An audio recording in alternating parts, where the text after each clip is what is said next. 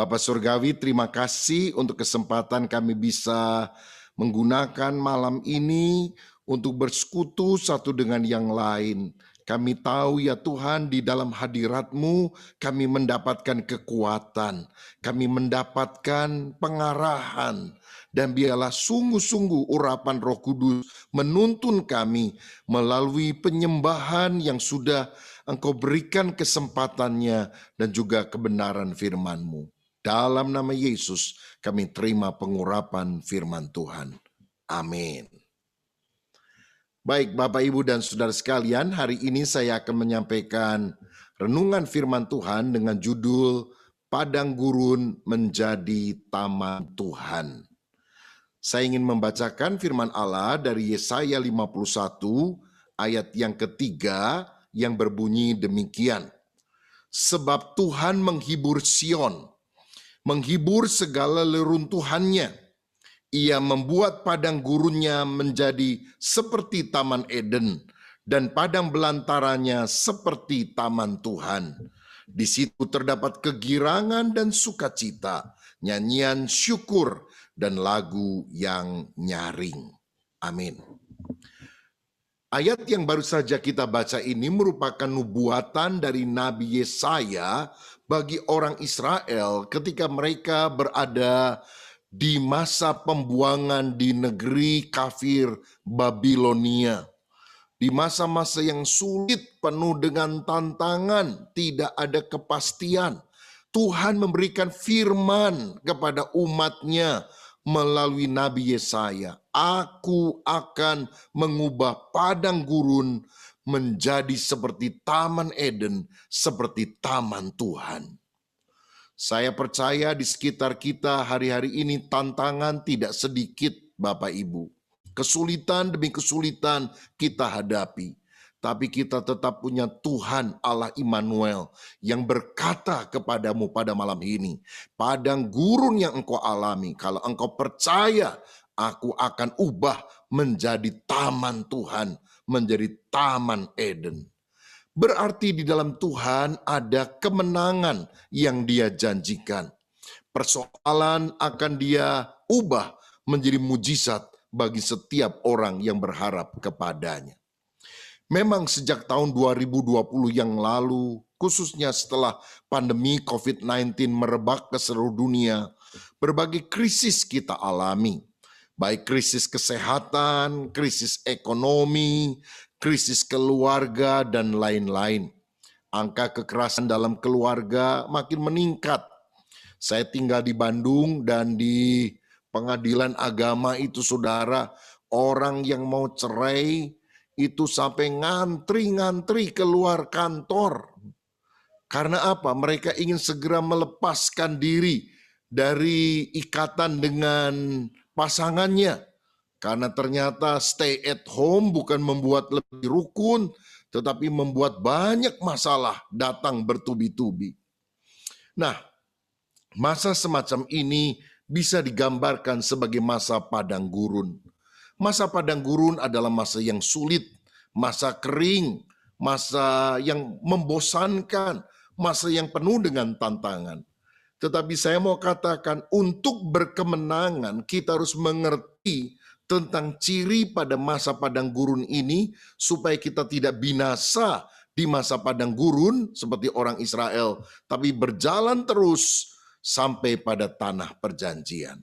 Yang pertama, kita harus paham bahwa masa padang gurun sebetulnya adalah masa ujian.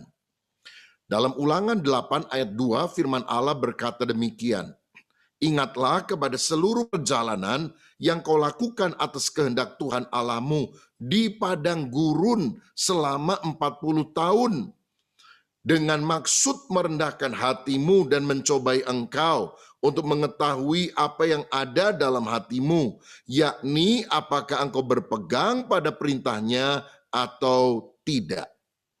Masa padang gurun, masa yang tampaknya tidak menyenangkan, tapi Tuhan berkata masa ini sebetulnya masa ujian. Menguji apa? Ketaatan kita. Apakah kita taat kepada firman Tuhan? Menguji apa yang ada di dalam hati kita. Saudara, kesulitan seringkali menunjukkan karakter kita. Orang kalau lagi senang, lagi semuanya lancar, bisa haleluya, puji Tuhan. Tapi aslinya kita itu kelihatan ketika kita menghadapi masa-masa yang penuh dengan tantangan. Tetapi ingatlah, ini adalah masa ujian, masa di mana karakter kita sedang dibentuk oleh Tuhan sendiri. Kita harus berkemenangan. Saudara tahu, kalau kita sering mendengar firman Tuhan, itu boleh dikatakan masa belajar. Tapi ketika menghadapi kesulitan, itu masa ujiannya. Tapi ingat ini, orang yang tidak mau diuji, dia tidak akan naik kelas. Ada waktunya ketika kita berdoa, rasanya hadirat Allah dekat. Tapi ada waktunya ketika kita berdoa, sepertinya Tuhan tidak menjawab, kemana ya Tuhan? Tapi ingat rumus ini, guru yang baik selalu berdiam diri ketika ujian sedang berlangsung. Tapi guru yang baik selalu yakin bahwa murid yang menyimak pelajaran dengan seksama pasti akan bisa mengerjakan soal ujian dengan baik. Kalau saudara sedang menghadapi masa ujian dan Tuhan terasa jauh dan tidak mendengar doa kita, percayalah, Dia sudah janji, aku selalu menyertai kamu senantiasa. Tetapi guru yang baik selalu berdiam diri ketika ujian sedang berlangsung. Yang paling penting dalam masa ujian ini, jangan kita seperti orang Israel yang suka bersungut-sungut. Akhirnya binasa di padang gurun, saudara sekalian. Tapi pada masa padang gurun ini kita harus selalu belajar bersyukur kepada Tuhan untuk apapun yang Dia izinkan datang dalam kehidupan kita. Saya yakin ini bukan waktu yang tepat untuk meminta kepada Tuhan apa yang kita belum miliki. Tapi ini waktu yang tepat untuk kita mensyukuri apa yang telah Dia berikan kepada kita. Ada banyak hal-hal yang kita inginkan, minta ini, minta itu, seakan-akan setelah kita minta dan mendapatkan kita baru puas. Ternyata semakin banyak permintaan kita, semakin kita tidak puas. Tetapi kalaupun kita memiliki sesuatu serba terbatas, tapi kita pandai bersyukur, suka berterima kasih kepada Tuhan, masa padang gurun ini bisa kita lalui penuh dengan kemenangan. Saudara-saudara, karena itu pada masa ujian ini, mari kita belajar bersyukur dan tidak bersungut-sungut. Tahukah saudara, bahwa kalau orang ingin memurnikan emas, maka emas itu harus dibakar dengan api. Biasanya emas-emas itu dikumpulkan, dan emas itu kan logam yang sebetulnya sangat lentur. Kalau kita punya emas 24 karat, lalu dipakai menjadi cincin, itu akan selalu bengkok, saudara. Nggak bisa. Harus ditambah dengan logam lain yang kurang mulia, seperti perak atau besi atau perunggu, sehingga disebut emasnya cuma 18 karat, itu bisa membuat cincinnya menjadi lebih bulat. Tapi kalau mau dilebur, maka ditambahkan satu cairan namanya flux, dan kemudian setelah itu dimurnikan dengan api. Saudara tahu berapa derajat Celcius yang dibutuhkan untuk api itu menyala agar emas itu menjadi murni? 100 derajat Celcius? Bukan. Itu ada titik didih air. Kan yang mau dimurnikan bukan air, emas. 200 derajat, 300 derajat? No. Emas membutuhkan pemanasan 1064 derajat Celcius. Itu panas sekali, saudara sekalian. Nah, mungkin saudara hari-hari ini sedang mengalami masa-masa ujian seperti emas yang sedang dimurnikan. Sudah rasanya 300 derajat Celcius. Aduh, Tuhan panas amat. Tuhan bilang tahan. Udah 500 nih Tuhan. tenang, sabar, aku menyertai walaupun kamu di dalam dapur api. Udah 1000 Tuhan, Tuhan lupa saya ya, saya bisa hangus terbakar. Tuhan bilang, sebentar lagi aku pasti akan menolong. Dan kalau sudah 1064, ting, maka api itu akan padam. Dan kemudian emasnya akan dicedok karena sudah terpisah dari logam lain yang kurang mulia seperti perak, perunggu. Itu semuanya jatuh ke bawah. Sedangkan yang ada di permukaan hanya emas. Dan kemudian dicedok oleh pandai emas. Dan itulah menjadi emas yang murni. Saudara-saudara, kalau hari-hari ini engkau mengalami kesulitan, percayalah Tuhan tidak punya maksud jahat. Dia hanya ingin memurnikan kita supaya imannya tambah murni, kasihnya tambah murni. Perkara-perkara rohani di dalam motivasi kita makin murni, sebab Tuhan merindukan kemurnian dalam kehidupan kita. Nah, biasanya ujian itu datang dengan cara apa? Saya melihat saudara sekalian, ada 2 hal yang seringkali Tuhan pakai untuk menguji kita supaya karakter kita yang kurang baik berubah. Pertama, melalui keadaan yang tidak menyenangkan, dan yang kedua melalui orang-orang yang menyebalkan. Jadi kalau saudara berdoa, Tuhan, saya pengen sabar. Hari itu mungkin kondisi jalan lebih macet daripada biasanya, dan saudara bisa terlambat ke tempat yang saudara mau tuju. Dan kalau saudara ngomel, Tuhan kenapa keadaannya seperti ini? Tuhan bilang, kan kamu pengen sabar, aku uji supaya sabar. Tetapi kalau cara yang pertama ini kurang efektif untuk saudara, karena engkau mungkin hatinya keras, bandel, Tuhan kasih yang lebih ampuh. Orang-orang yang menyebalkan. Haleluya. Tahu orang yang menyebalkan? Saudara baik sama dia, dia jahat sama saudara. Saudara doain dia, dia fitnah kita. Kita kasih duit sama dia, kita bantu dia, dia jelek-jelekan kita dari belakang. Pernah ketemu orang sulit, saudara sekalian? Dan orang sulit itu makin lama makin banyak di dunia ini. Dan saya mau katakan, orang sulit itu biasanya punya satu kesamaan ciri. Kesamaannya adalah apa? Panjang umur. Sehingga kita cukup lama bersama dengan dia di atas muka bumi ini. Nah, kalau saudara ini orang yang gampang tersinggung, Tuhan akan menghadirkan orang yang menyinggung saudara terus sampai rasa tersinggungmu habis. Dan jangan pernah bilang itu alat setan. Bukan. Itu alat Tuhan loh saudara. Karena yang Tuhan sedang urus adalah karakter kita yang tidak baik. Dan orang yang dipakai Tuhan itu orang yang jauh atau orang yang dekat biasanya?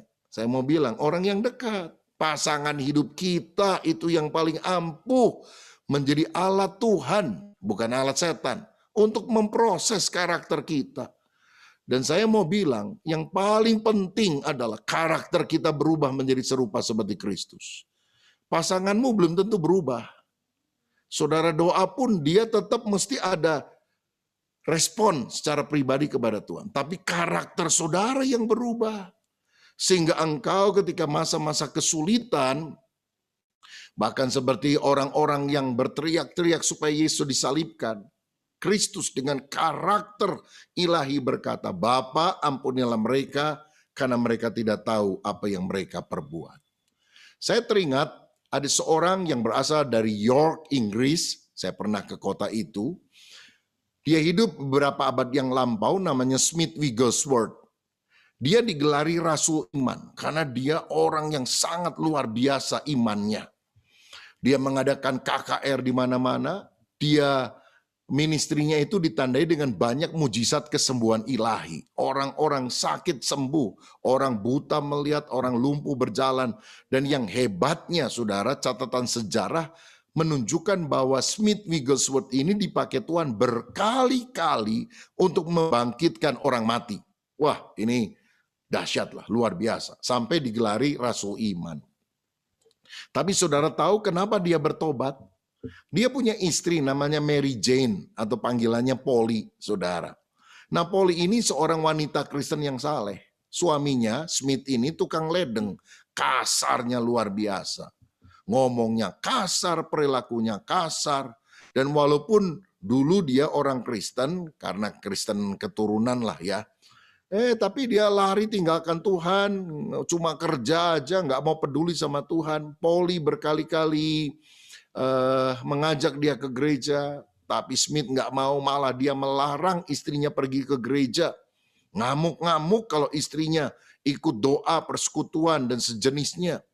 Tapi satu kali, saudara, setelah lama dia melarang istrinya ke gereja, istrinya bilang, suamiku, hari ini hari Natal, aku pengen sekali ke gereja, masa kamu tidak izinkan? Aku juga mau ajak kamu, ini kan Natal, ayo datang dong. Kamu juga kan sebetulnya dari keluarga Kristen, cuma lama aja nggak ke gereja. Dia bilang, enggak, saya nggak mau ke gereja, kalau kamu mau pergi aja sendiri. Oh boleh ya, oke, tapi awas ya, jangan telat, kamu pulang jam berapa?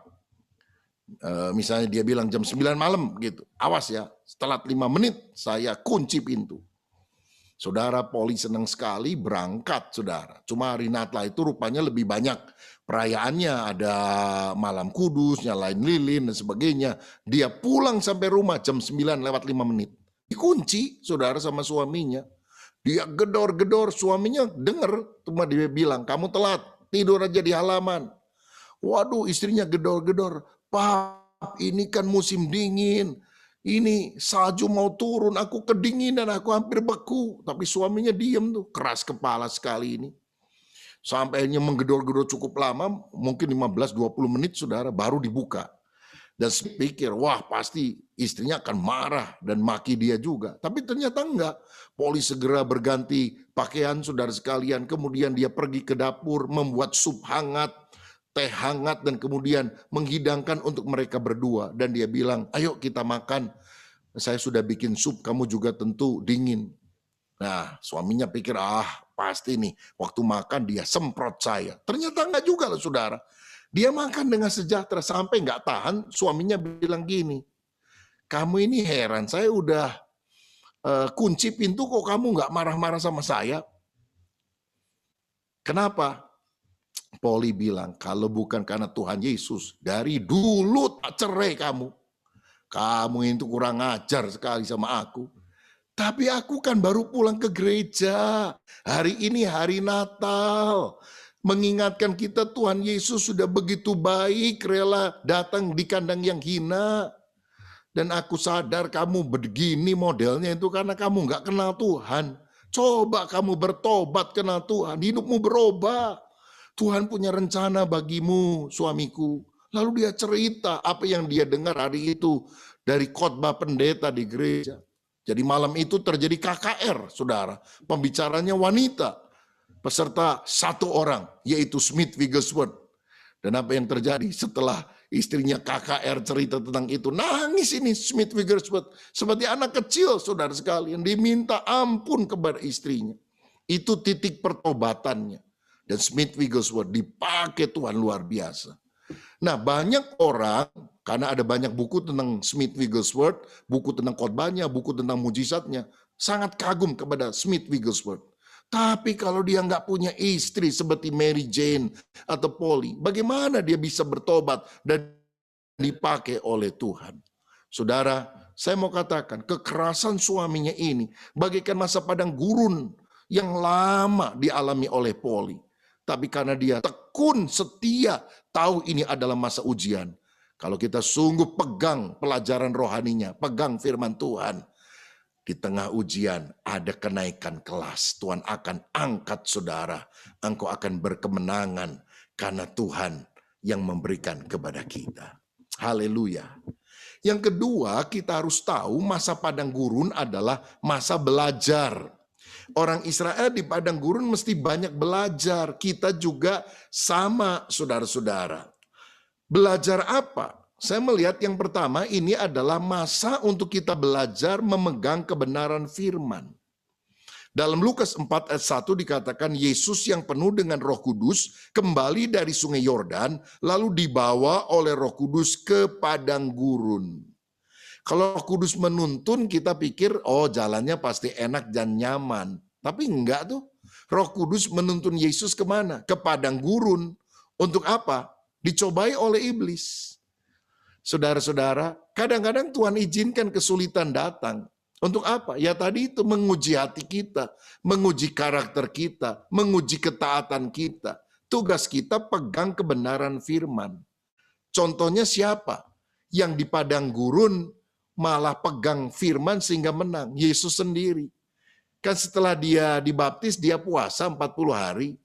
Di padang gurun tuh saudara, di bukit pencobaan. Lalu setan datang menguji dia sampai 3 kali. Mencobai, menggoda supaya Yesus jatuh. Tapi 3 kali Yesus menang. Karena berkata apa? Ada tertulis, manusia tidak hidup dari roti saja, tapi dari setiap firman yang keluar dari mulut Allah. Yang kedua, ada tertulis, jangan engkau mencobai Tuhan Allahmu. Yang ketiga, ada tertulis, hanya Allah saja yang engkau harus sembah.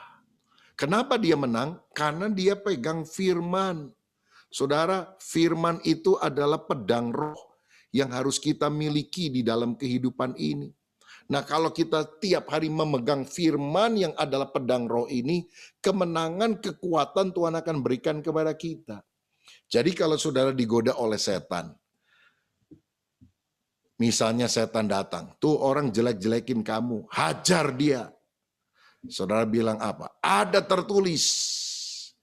Setan tanya, apa yang tertulis? Kita nggak tahu, karena nggak pernah baca Alkitab. Dijitak setan, saudara.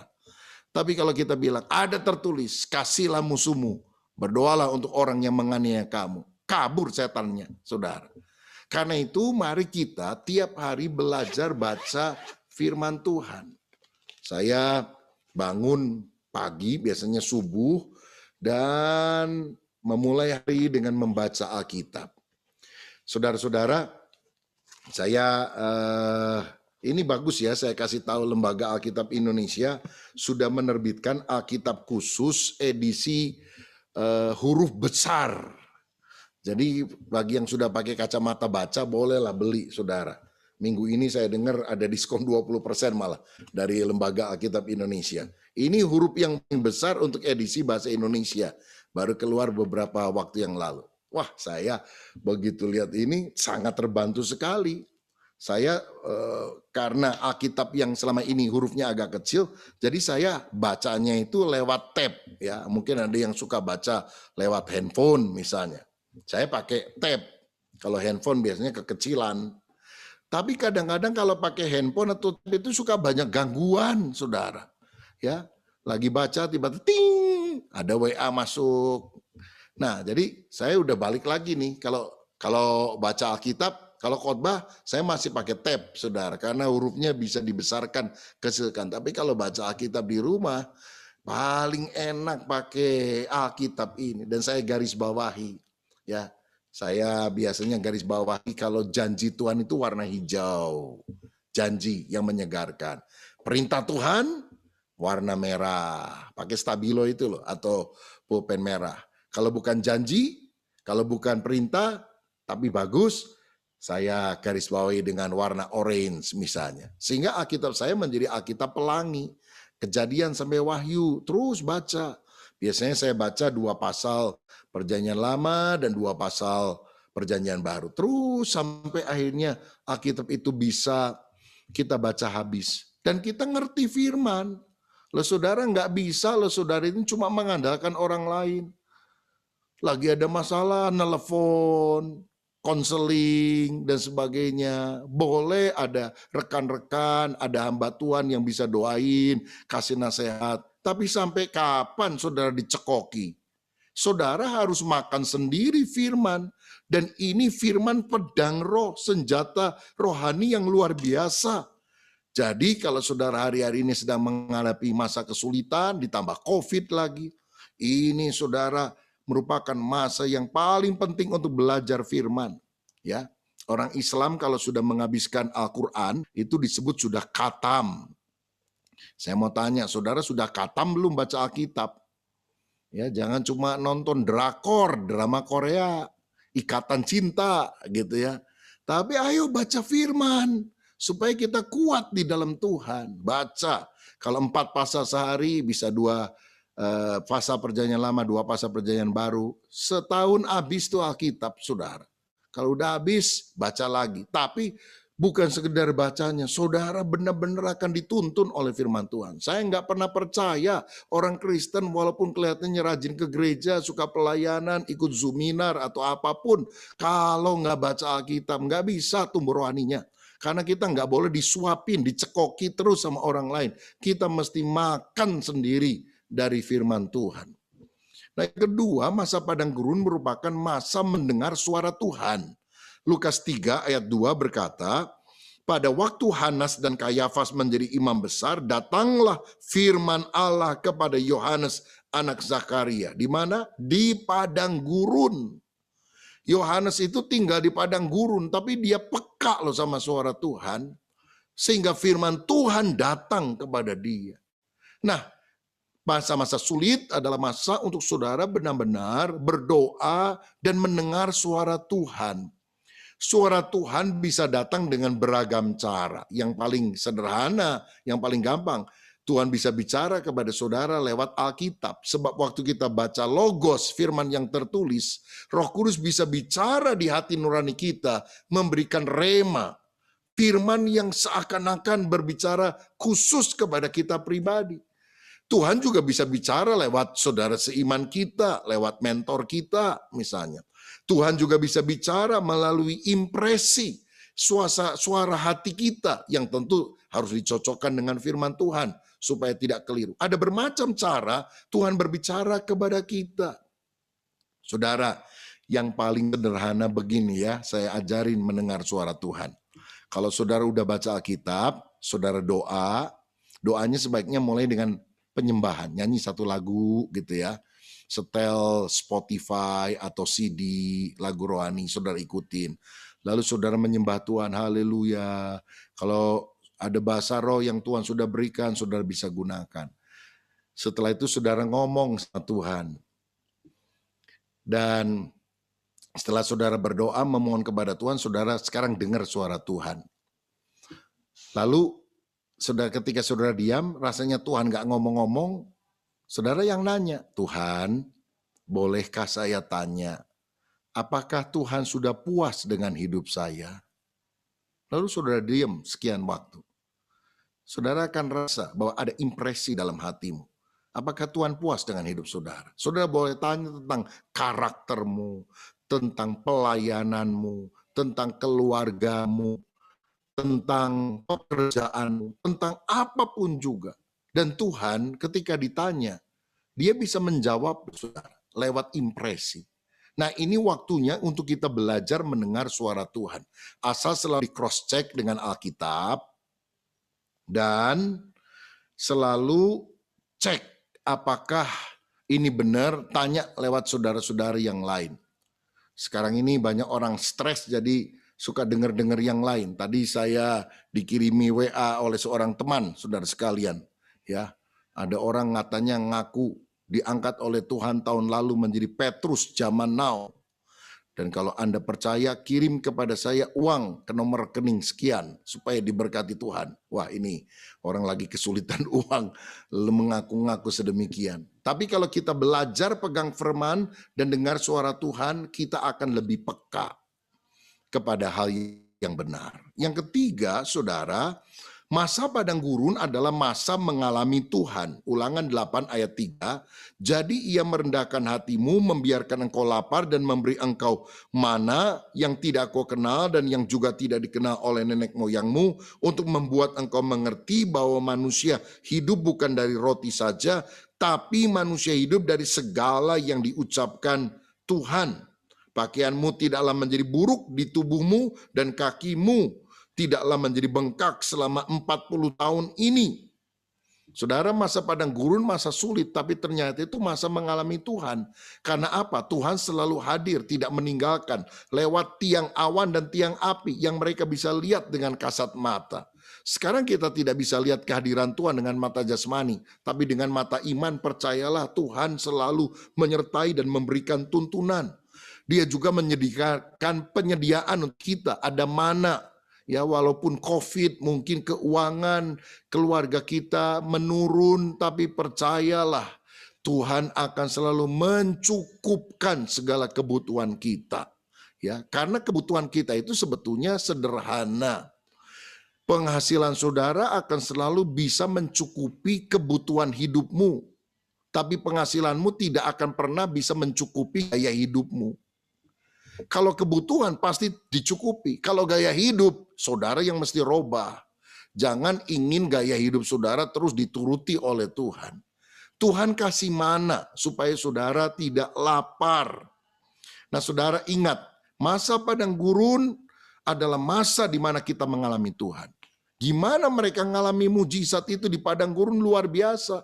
Burung puyuh dikirim, laut dibelah, air keluar dari batu karang, kemenangan atas musuh-musuhnya. Percayalah, pada masa COVID, pada masa kesulitan, ini adalah waktu saudara mengalami mujizat Tuhan. Saudara ingat, ada orang namanya Daniel. Kapan mujizat terbesar dia alami dalam hidupnya? Apa waktu dia tinggal di istana raja? Tidak. Dia mengalami mujizat terbesar di gua singa. Karena malaikat diutus mengatupkan mulut singa-singa. Saudara ingat temannya Daniel, SMA, Sadrah, Mesa, Abednego. Kapan mereka mengalami mujizat yang terbesar? Apa waktu mereka makan enak di restoran? Tidak. Waktu mereka berada di dapur api.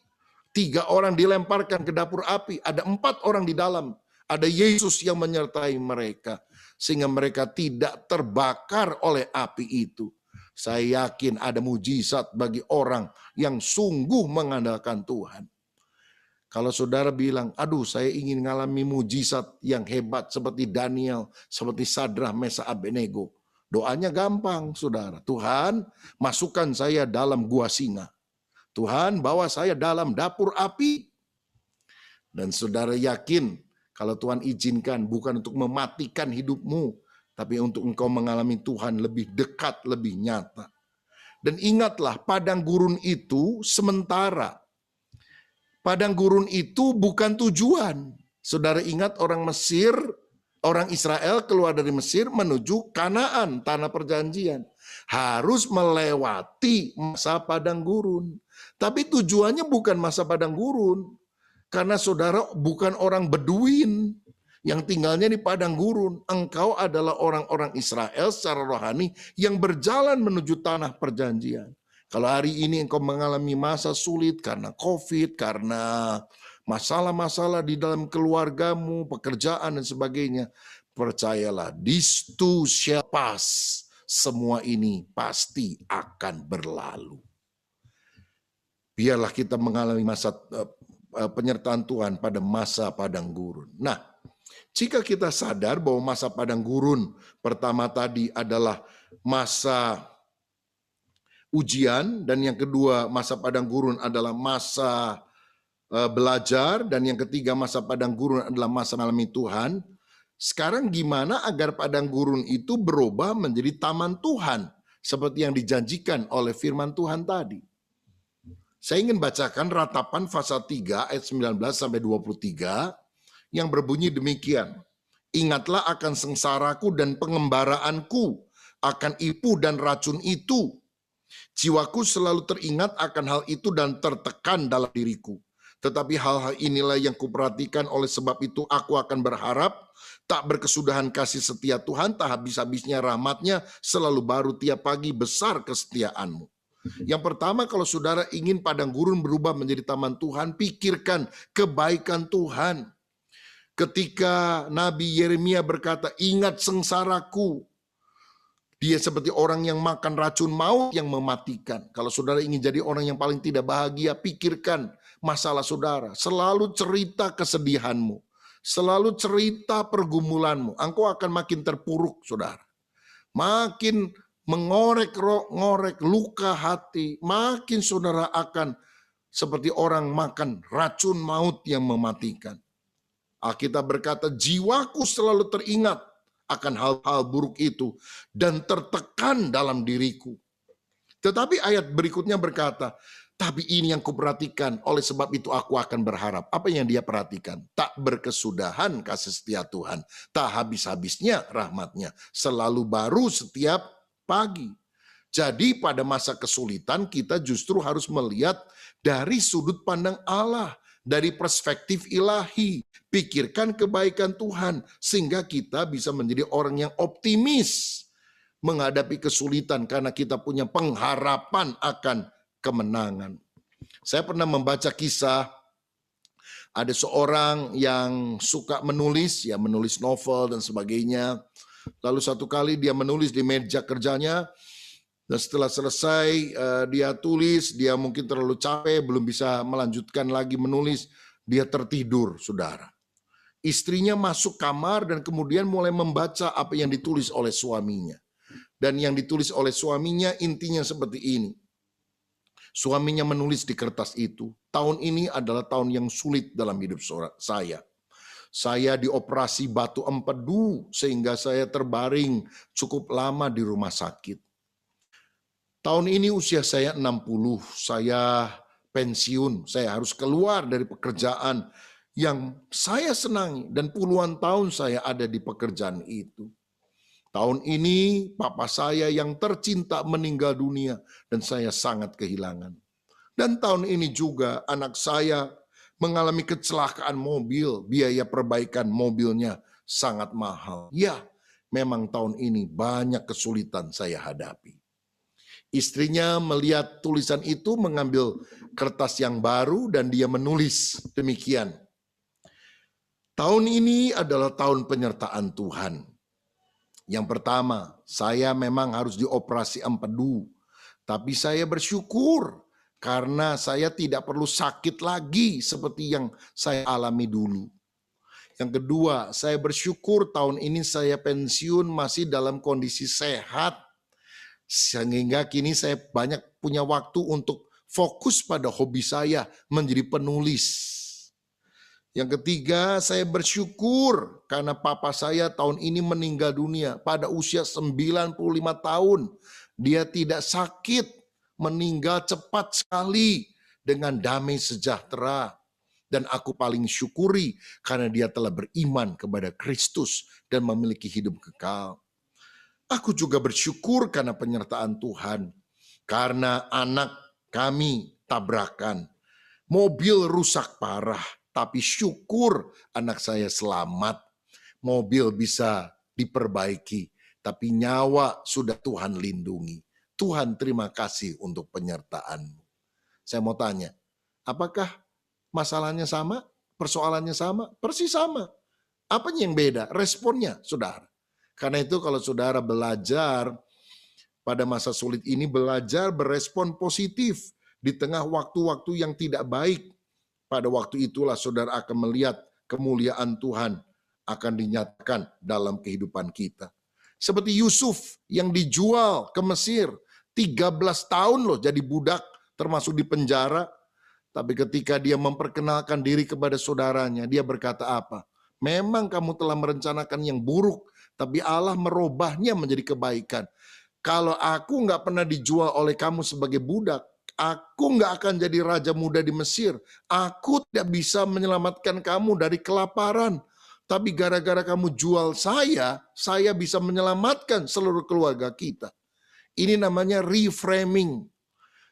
Memberikan makna yang baru dalam pengalaman yang buruk sehingga saudara bisa melihat di balik semua kesulitan ada rencana Tuhan yang indah supaya karakter kita lebih baik dan supaya akhirnya kita bisa menyematkan orang-orang lain yang mengalami pergumulan-pergumulan seperti kita alami juga. Dan yang terakhir, saudara, agar padang gurun menjadi taman Tuhan, selain memikirkan kebaikan Tuhan, kita juga harus hidup mengutamakan Tuhan. Ratapan 3 ayat 24-26, Tuhan adalah bagianku, kata jiwaku.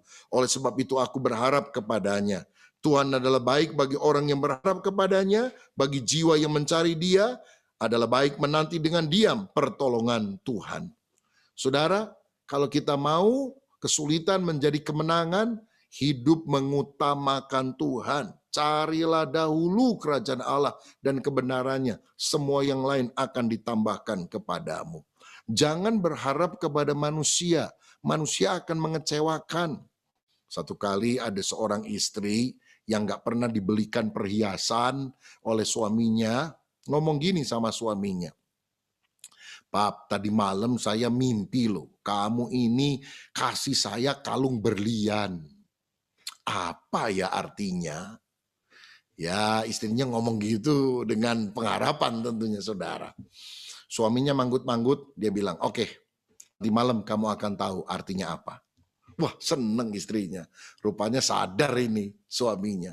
Setelah suaminya kerja, malam dia pulang, saudara, wah dia udah happy sekali, pasti dikasih kalung berlian. Bener, saudara. Ternyata suaminya kasih satu bungkusan. Nih, yang kamu tanya sama saya itu soal mimpi. Nih, kamu buka. Begitu dibuka, bukan kalung berlian. Buku, judulnya Buku Tafsiran Mimpi. Jadi dia bilang, kamu mimpi kan katanya dapat kalung berlian, apa artinya? Nah itu cari sendiri di buku itu. Kecewa istrinya, saudara. Jangan mengharapkan manusia. Manusia akan mengecewakan. Tapi utamakan Tuhan. Tuhan adalah bagianku. Artinya Tuhan adalah hartaku yang paling penting. Ingatlah ini, Tuhan selalu lebih penting dari berkatnya. Berkat itu cuma bonus, saudara-saudara. Tapi Tuhan adalah sumber segala-galanya. Memiliki Tuhan, memiliki segalanya. Karenanya Daud pernah ngomong gini sama Tuhan. Satu hal yang kuminta kepada Tuhan, itu yang kuingini. Apa? Diam di rumah Tuhan seumur hidupku. Dia hanya merindukan Tuhan. Anaknya Salomo minta hikmat. Tapi bapaknya minta lebih dari hikmat. Kehadiran Tuhan sendiri. Saudara, biar kita selalu hidup ingin mengutamakan Tuhan. Mari kita belajar mendahulukan Tuhan. Berkatnya akan Dia berikan kepada kita. Dalam Lukas pasal 5 kita lihat Petrus menjala ikan, nggak dapat apa-apa sepanjang malam. Tapi ketika Yesus pinjam perahunya untuk mengajari orang banyak dengan firman, Dia kasih, saudara. Walaupun dia sendiri punya masalah, nggak dapat apa-apa. Ya, dia sedang mencuci jala yang kosong, tapi ketika Tuhan pinjam perahunya, dia dahulukan Tuhan, dia kasih waktunya untuk Tuhan, dia dengar firman Tuhan, dan Tuhan juga nggak akan kembalikan hidup saudara dengan tangan kosong. Setelah mendengar firman, perkara rohani dulu, dia berkati dengan perkara jasmani. Tolakkan perahumu ke tempat yang dalam, tebarkan jala, dan waktu dia menebarkan jala, ikan yang sangat banyak didapat. Saya percaya ada berkat rohani, berkat jasmani yang Tuhan juga akan berikan kepada kita. Ayat penutup 1 Korintus 2 ayat 9, tetapi seperti ada yang tertulis, apa yang tidak pernah dilihat oleh mata, tidak pernah didengar oleh telinga, dan yang tidak pernah timbul di dalam hati manusia, semua disediakan Allah untuk mereka yang mengasihi Dia. Saya mau bilang, kunci hidup kita itu mengasihi Tuhan. Kalau kita mencintai Tuhan, hal-hal yang jelek tampaknya, doa yang tidak terkabulkan, itu ternyata Tuhan akan ganti dengan perkara yang lebih baik, saudara-saudara. Sebab bagi Tuhan tidak ada yang mustahil. Jadi modal kita itu cinta Tuhan. Kalau saudara kecewa karena ada hal yang tidak sesuai dengan keinginan hatimu, cintai Tuhan saja. Nanti Dia buat semuanya indah pada waktunya. Saudara, waktu pandemi ini ya, gereja yang saya layani di Bandung itu, tanah di sebelahnya dijual, saudara. Tanah belakang, nempel sama gereja tapi bagian belakang. Kita tawar-tawar, ternyata lagi nawar-nawar diserobot orang, langsung dibayar cash, beda sekian puluh juta gitulah. Waduh, saya kesel juga, saudara sekalian, karena saya pikir mungkin yang saya minta tolong ini salah satu pengurus kurang cepat kah atau dan gimana begitu. Aduh, kecewa saya, saudara. Saya juga ngomong kepada salah satu orang, aduh saya kesel sekali sampai rasanya nggak bisa tidur karena saya ingin tempat itu dijadikan untuk tempat perluasan sekolah minggu, saudara. Tanah kita itu yang di Bandung ya, tanahnya 5.000 meter, ada dibangun 5 tingkat. Di depannya ada buat tempat parkir 3.000 meter. Nah yang dijual di sebelahnya itu kira-kira hampir 1.000 meter, saudara. Jadi saya mau perluasan ruang sekolah minggu, terutama masa ini ketika anak-anak belum ke gereja, jadi nanti kalau udah ke gereja udah siap lah. Tapi ya udah belajar terima aja, karena ya memang udah dibeli orang, mau apa. Ternyata berapa minggu kemudian, nggak terlalu lama saudara, saya dikasih tahu orang, Pak, yang nempel gereja yang bagian depan tuh, yang samping kanan gereja persis nempel, itu mau dijual. Itu juga 720 meter persegi, lumayan besar juga. Dan di pinggir jalan, Pak, lebih strategis daripada yang di belakang itu. Yang benar. Saya pernah tawar, nggak mau dijual katanya. Iya katanya. Ditawar-tawar, akhirnya minggu lalu kita beli, saudara sekalian.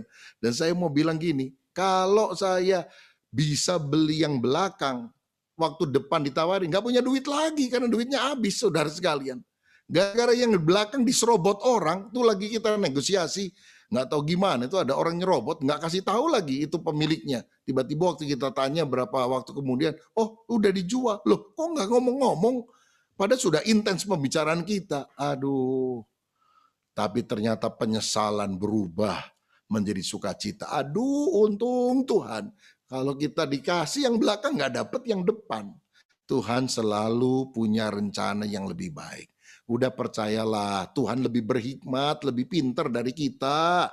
Kita ikut saja Dia. Modal kita cuma satu, mencintai Tuhan dengan segenap hati. Lagi COVID jangan mundur dari Tuhan, jangan males persekutuan, jangan males doa baca Alkitab, mesti pegang firman lebih erat saudara, mesti rajin lebih sungguh-sungguh. Saya percaya kalau itu terjadi, padang gurun akan berubah menjadi taman Tuhan. Ini doa saya, terima mujizat Tuhan.